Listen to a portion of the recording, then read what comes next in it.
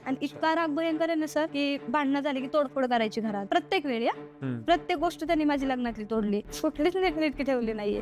सगळा राग त्या भांडणांवरती, काही पण आपटायचं, काही पण तोडायचं, जे असं दिसेल ते तोडायचं. नाही, पण खरं सांगू का, घरात चिडचिड किती असू दे, वादावाद किती असू दे, घरातली भांडी फोडली ना किंवा असं काय झालं ना, खरंच लक्ष्मी राहत नाही घरात.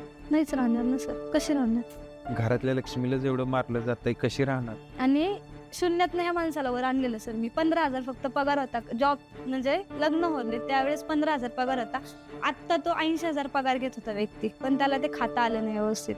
10 वर्षात आम्ही गावाकडचं घर सुधारवलं, 2 गाड्या घेतल्या, घर केलं. कोण करतं सर? उधळले म्हणून, पैसे उधळले म्हणून होतं एवढं. सेव्हिंग केल्याशिवाय कुठली गोष्ट होत नाही. आणि तू काय केलं संसारासाठी? सगळं मीच केलं. जर मी तुमची घरात सांभाळून, माझं करिअर सोडून, माझं सगळं सोडून जर मुलं सांभाळत बसली नसती घरात, तुमचं करत बसली नसती, तर मग कसं एकट्याने केलं असतं? पॉसिबलच नाही, मी म्हणलं असतं तुमची मुलगी सांभाळा, मी बाहेर जाते. पॉसिबल झालं असतं? शक्यच नाही.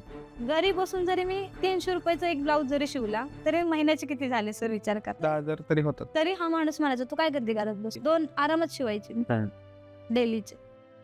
दुकान होतं त्यावेळेस माझ्याकडे 10 मुली क्लासला होत्या. 3 ब्लाऊज कंटिन्यू शिवायचे. इतकं कस्टमर असायचं, मला जेवायला सुद्धा वेळ नाही भेटायचं. ते पण करिअर मी ह्या माणसासाठी सोडलं. 10,000ची पिशीच लावली होती मी सोनाराकडं.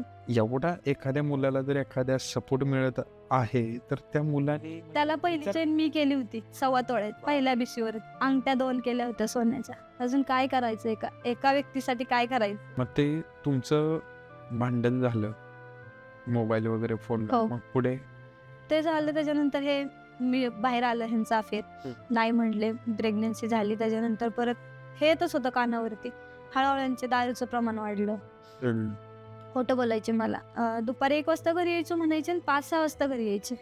मला डाऊट यायचा, हा माणूस आत्ता येतो म्हणून जातो कुठं. आणि गावाकडे जात नव्हते त्या प्रकरणानंतर, पण मला माहित नव्हतं की ते लॉजवर भेटतात. अरे बापरे. 1 डे रिटर्न यायचं तिला भेटून. एवढे तिच्यासाठी हे झालं ते.